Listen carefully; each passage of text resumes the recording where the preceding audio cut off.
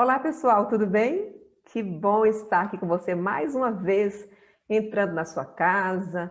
Eu imagino que você assiste com a sua família, como algumas pessoas dizem que assiste toda a família. Tem casais assistindo, tem um pessoal participando, compartilhando. E olha só, eu sempre digo a você, a conversa é boa e o que é bom tem que ser compartilhado. Então, compartilha os vídeos que você assiste aqui no nosso canal Tânia Alves Psicóloga. Compartilha, curte. Também você pode acionar o sininho, porque toda vez que eu colocar algum vídeo, você recebe a notificação, ok? Compartilha com seus amigos, tá bom? E hoje nós temos uma pessoa que está voltando aqui, não é? Está ficando já da casa, né? É da casa.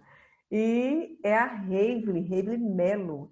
Ela vai trabalhar hoje um tema muito importante. Ela vai falar sobre o perdão. Será que é fácil perdoar? Será que nós precisamos esperar alguém vir pedir perdão para você, alguém que te feriu, que teoricamente te fez algo mal? Será que eu devo liberar esse perdão? Vou esperar a pessoa me pedir perdão? Ou esperar a pessoa merecer o perdão?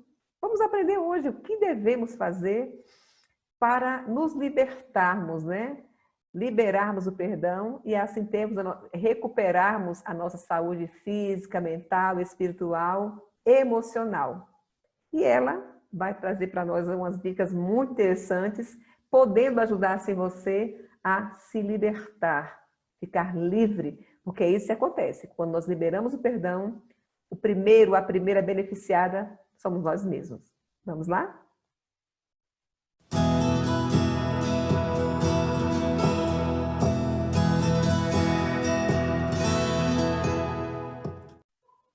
Olá, pessoal, mais uma vez estamos aqui e, como eu falei, ela voltou e voltou com um tema muito bacana para trabalhar hoje, não é, Reivli?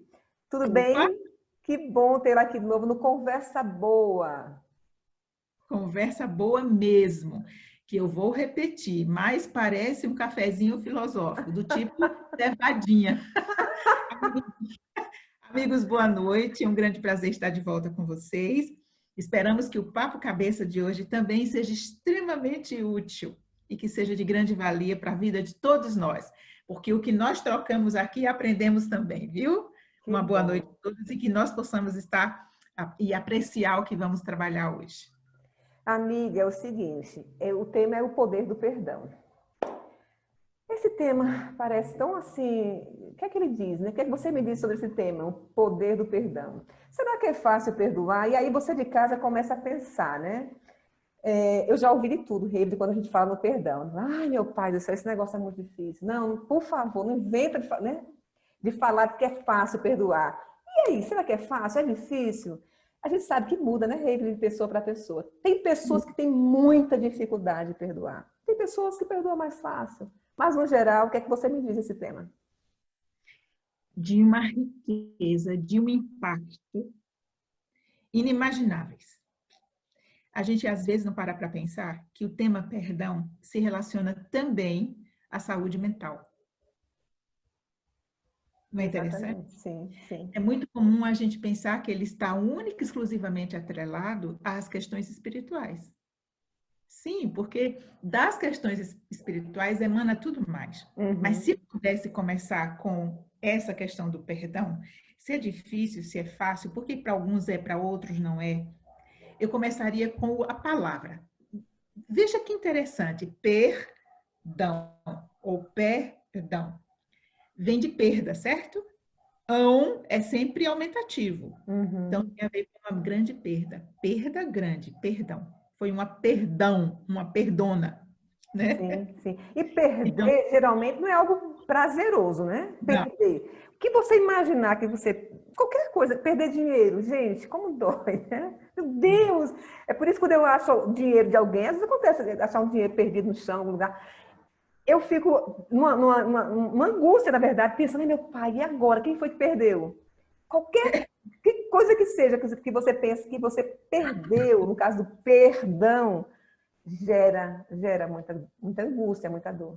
muito bom. Você foi para uma parte riquíssima, que é perda de qualquer coisa dói. Ou seja, para qualquer coisa que possuímos, que é nossa, nossos afetos, nosso carinho, nosso amor, os nossos relacionamentos, perder nossos bens e recursos, a qualquer dessas coisas está atrelado um valor inestimável. Por isso que perdão pode ser difícil. Por este valor inestimável que se agrega, que se associa a cada uma dessas coisas que mencionamos aqui e outras que não mencionamos. Outro dia eu assisti, uma amiga minha me mandou para assistir, acho que você até conhece, Cacilda, um sermão do pastor Ed René, falando sobre o perdão. E foi dele esse conceito de perda grande. Mas ele dizia que o perdão é a renúncia do meu direito de vingança. Fantástico. E é bem isso. É bem não isso. É? Renúncia. Eu pergunto para você, amigos que nos ouvem, é você, Tânia, que interlocuta comigo. Gente, renúncia do meu direito de vingança. Vingança do quê? Por que vingança? Direito à vingança, renúncia. Então, o perdão, segundo se estuda cientificamente, e eu vou colocar primeiro dados espirituais, é a forma de provar a si mesmo ou a si mesma que as emoções negativas estão sob o seu controle. Estou com raiva, estou ressentida, estou magoada, mas eu perdoo. Só que essa história de eu perdoo, mas eu não esqueço, a gente já sabe que não é perdão. Perdão é justamente não lembrar mais disso, né? Porque é muito isso, né? Tá, tudo bem, eu perdoo, mas, tem sempre o mas, né? Então, não houve o perdão aí. E o que eu achei engraçado é que não só o Ed René, mas antes dele, o Jung, ele dizia que nós sempre temos algo em comum com quem nos faz infeliz. E geralmente a perda grande está relacionada a gerar em nós esses sentimentos mais negativos. Perdoar é verdadeiramente, portanto, é uma questão de inteligência. Você concorda? Sim. Eu queria saber por quê. Por que perdoar tem a ver com inteligência? É interessante, né, Revi, pensar nisso. Porque se eu entendo que se eu perdoo, isso vai me trazer saúde, eu preciso fazer isso de alguma forma, né? Preciso me cuidar. Então, quando a gente fala nisso também, isso pode gerar. Eu sempre me preocupo muito com o que eu falo aqui, que eu falo no Instagram, em alguns vídeos e tal, porque às vezes a gente fala mais uma profunda e fica coisa muito superficial e pode gerar muita angústia. Porque ninguém está falando aqui que um exemplo, por exemplo, a redundância, né? Um exemplo, a pessoa teve alguma perda, foi prejudicada de alguma forma, ou se sentiu prejudicado, e esse perdão ele tem que ser feito de forma imediata. Nem sempre, né? Não sei o que você pensa, Ripe. Não, acho que a gente tem o direito a processar. Processar. É o seu tempo, né? Porque assim, falando é muito bonitinho. Olha, gente, é só cuidar da saúde mental da gente, né? Porque a gente precisa se cuidar. Ai, que maravilha, assim. Esse é um processo consciente, né? A gente tem essa consciência que eu preciso chegar nesse momento. Mas, como falamos lá atrás, um pouquinho antes, cada pessoa processa de uma forma. Então, tem um tempo. Então, não se culpe porque se você está um tempo sem conseguir liberar esse perdão, né? Porque, como você colocou, a questão de inteligência, inclusive inteligência emocional, mas isso cada pessoa processa do seu jeito. Processa do seu jeito e no seu tempo, como você disse. E a minha pergunta é, se perdão é a renúncia do meu direito de vingança, em que estado de maturidade ou condição de maturidade eu preciso estar para renunciar esse direito e me libertar dessa bola de ferro que fica atada ao meu calcanhar quando eu não libero o perdão, né, Tânia? Vamos pensar aqui, já que você está falando isso, como eu trabalho muito com família, com casais, não é incomum vir, né, casais me procurando um dos cônjuges porque passou por uma traição, por exemplo. E como é que a pessoa gerencia isso, né? Como é que eu vou abrir mão desse meu direito? Pensa nisso. Parece que às vezes é mais fácil carregar essa bola, né? Essa bola de ferro atada, seja na perna, no pescoço, onde for, do que liberar. Não sei. Não é fácil. Eu acho, não é. Eu acho que tudo começa com a maneira como eu interpreto isso. Que significado eu atribuo isso? Por exemplo, sobre a memória da traição, eu gosto muito do conceito que foi utilizado por Rochat em 1996, quando ele diz que a traição pode e deve ser classificada como um ato de violência e agressão. Veja, Total. diz que às vezes é muito mais difícil o perdão, né? Ele diz que a violência, sob todas as formas de suas inúmeras manifestações, pode ser considerada como uma força que transgride todos os limites dos seres humanos, tanto na sua realidade física, psíquica, quanto no campo de suas realizações sociais, éticas, estéticas, políticas, religiosas. Você vê que é difícil? Aí a gente vai para cada item desse, Tânia, e a coisa fica muito grande para a gente entender por que o contrário não é fácil, que é a questão do perdoar, né? Por exemplo, transgredir todos os limites dos seres humanos, tanto na sua realidade física e psíquica. Vamos começar por aí, já que você trouxe casais e a questão da traição. O que é que há na traição, que há uma agressão, uma violência física? O que da traição é uma violência física? Está perguntando para mim? Eu estou pedindo aos nossos telespectadores também para pensarem Pensar nisso. nisso. Se o conceito de traição é relacionado ao conceito de violência e de agressão, e nessas instâncias que acabamos de citar, física, psíquica, realizações sociais, éticas, estéticas, políticas e religiosas, veja como ele é grande a traição. E não só na vida conjugal, a traição em qualquer relação, onde há algo instituído entre as partes, quando essa traição acontece, a dor é grande.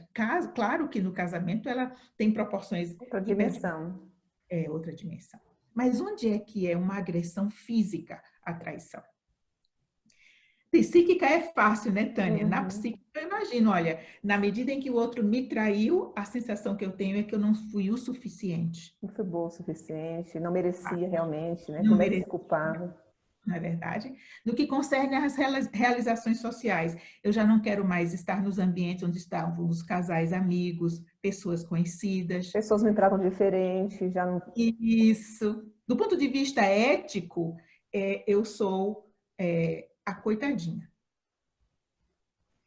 Do ponto de vista estético, que coitada, que feio, o marido traiu, tá vendo? O que será que aconteceu que ele atraiu, né? Essas coisas não são do nada. Aí vem a questão de uma mais bonita, outra mais feia, aquela coisa toda que a gente já sabe. E no religioso é um mundo que contra você mesmo, né? Porque essa traição, quando o cônjuge faz, né?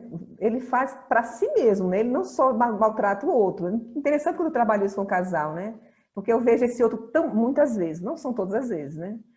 Tão destruído, tanto quanto quase a que foi traída, pelo mal que ele fez com ele mesmo. Ele fez com ela, mas fez com ele também, né?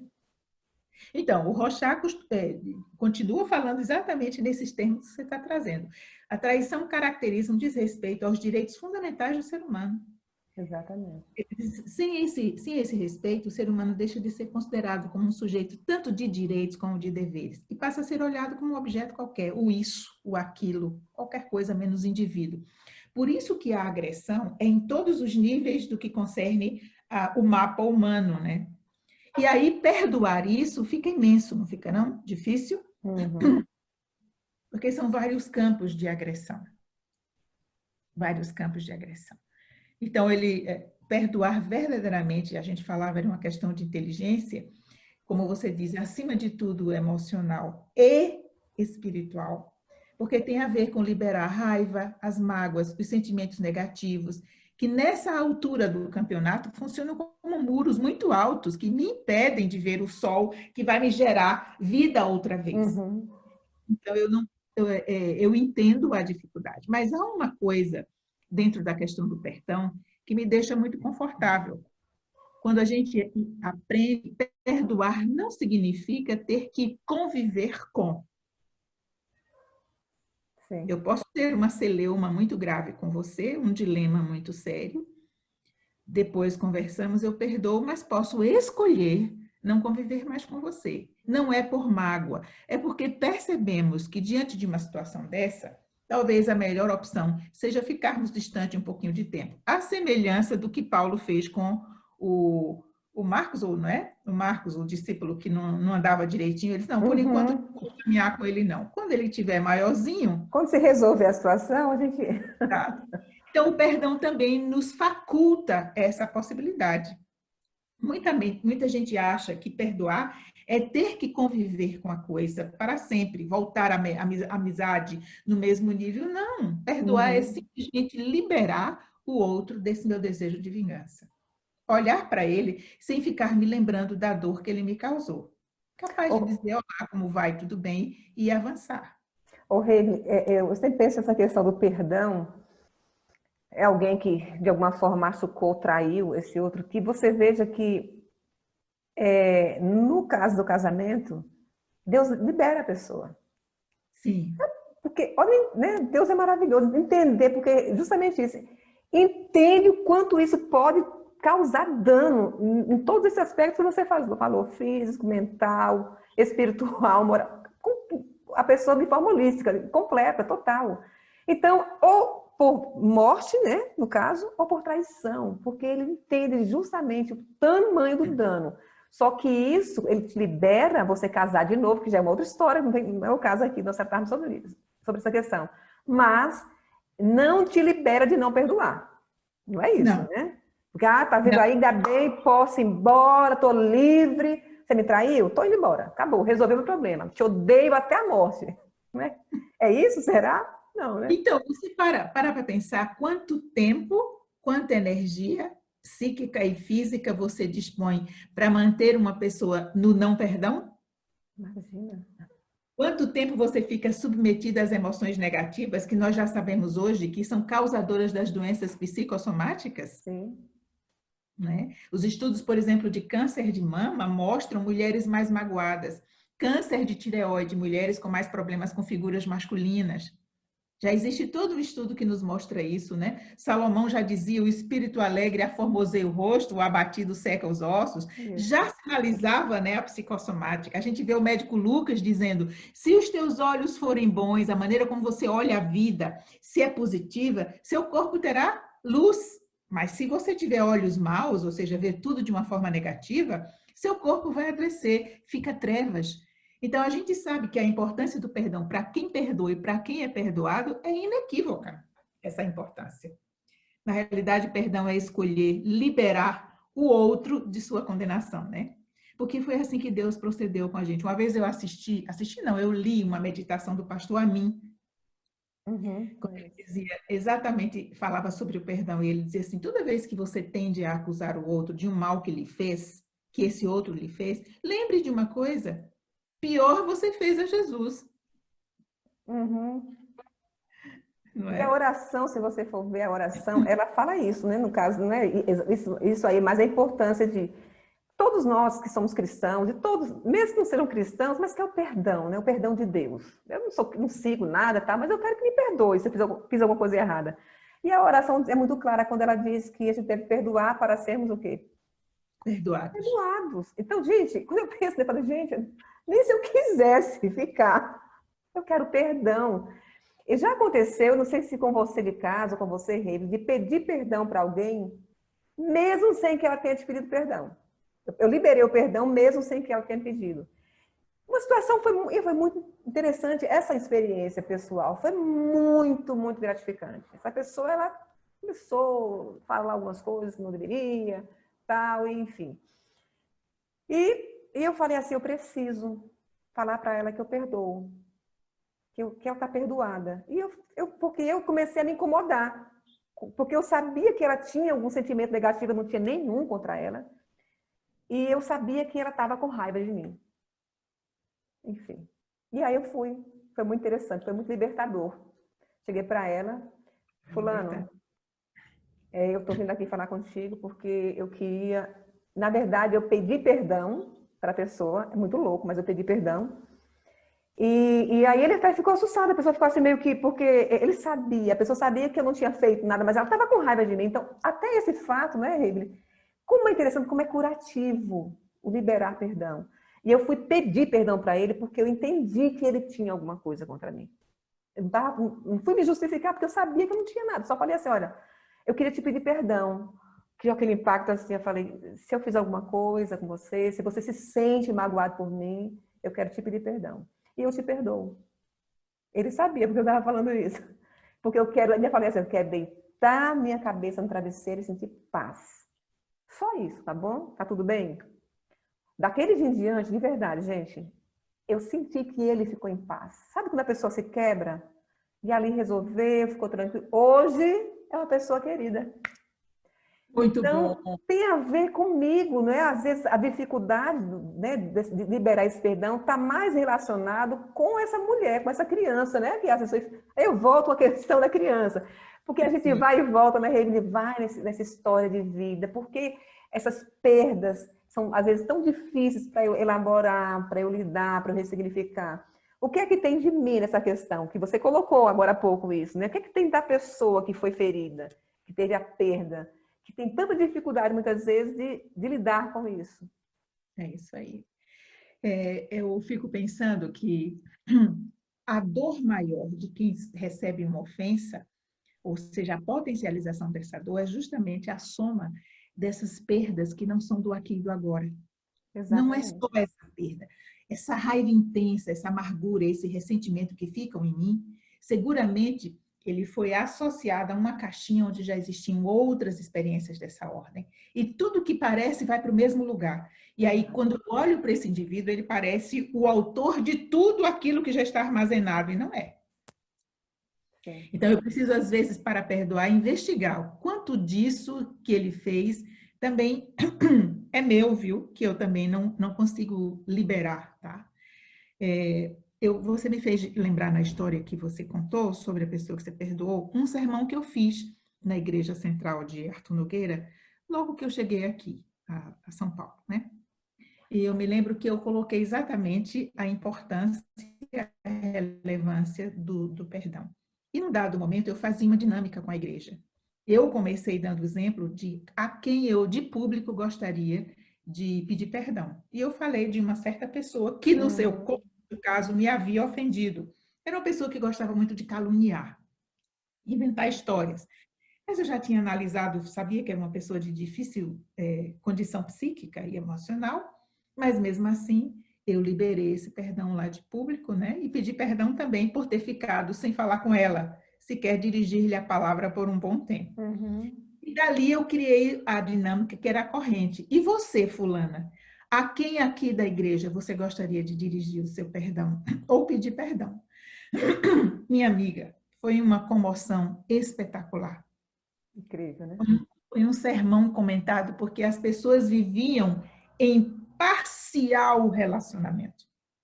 Tudo no faz de conta.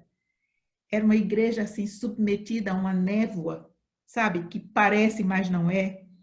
E as pessoas tinham uma tendência muito grande a falas, eu chamaria de falas, não eram críticas, mas eram de falas de piadinhas de Uhum. mau gosto, sabe?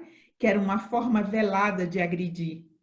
E foi ali que eu fui somando, pensando, analisando, e aconteceu esse diferencial. Foi uma coisa muito comovente, muito interessante na minha história. Para mim, foi um aprendizado espetacular. Mas quando a gente fala também do perdão como cura, os estudos da neurociência, localizando no cérebro este espaço onde o perdão atua, que ao perdoarmos alguém que não merece nosso perdão, abrimos o nosso coração para uma cura. Aquilo ali, e a gente que estuda um pouquinho a teoria do EMDR, né, Tônia? Uhum. A gente sabe que ele libera uma série de outras memórias disfuncionais armazenadas. Em síntese, querido, o que nós sabemos é que perdoar é o caminho para a saúde psíquica, é o caminho para a paz, é o caminho para a vida livre, liberta. Isso me fez lembrar, não sei se você já estudou ou leu alguma coisa sobre Corrie ten Boom, que foi uma ex-prisioneira do campo de concentração de Ravensbrück, e que o pelotão e os soldados de Hitler libertaram de forma enganosa, Uhum. equivocadamente. Depois de muita gente, ela foi uma das poucas que sobreviveu ao campo de Ravensbrück, um dos mais tenebrosos, como o de Auschwitz. E assim que voltou para sua terra, Holanda, quando a guerra acabou mesmo, foi declarado o final da guerra, ela abriu um lar para ex-prisioneiros de guerra. E ela notou algo muito, muito, muito importante, muito interessante nesse processo. Todos aqueles que conseguiram perdoar seus algozes tiveram uma vida equilibrada e se reconstruíram como ser humano e família. Os que não conseguiram perdoar mantiveram um adoecimento psíquico e desordens e desequilíbrio, inclusive incapacidade de reconstruir a vida. Para você ver o impacto, né, que é o que nós estamos falando, a importância tanto de quem perdoa como de quem é perdoado. É possível, Reivile, que nesse momento alguém em casa esteja pensando, poxa vida, eu preciso fazer isso, né? Quantas pessoas, famílias, né, infelizes, filhos que não são capazes de perdoar seus pais, pais que não são capazes, né, de perdoar seus filhos, cônjuges infelizes. Quantas pessoas vivem uma vida, esses dias, uma situação, né, 40 e quase 50 anos de relacionamento, de muita dor, de muito sofrimento, porque, sabe, não conseguiu perdoar. Quantas pessoas, né? Você também como psicóloga clínica, atende que vem com dores na alma, doenças físicas, né? Gerada pelo não perdão, por não conseguir se libertar dessa maldição, porque é uma maldição. Você guardar, né, o rancor, o ódio, é aquele veneno, né, que a gente fala, né? Que a gente toma querendo matar o outro assim, quantas pessoas, eu queria que você em casa avaliasse direitinho esse momento da sua vida. Será que você precisa fazer isso? A Rede contou esse momento, né, na igreja, na igreja dela lá, onde ela fez isso com a igreja. Quem sabe você consiga fazer isso com a sua família? Não é isso? Já pensou que legal? Esses dias a gente fez um trabalho com uma família assim, foi muito interessante.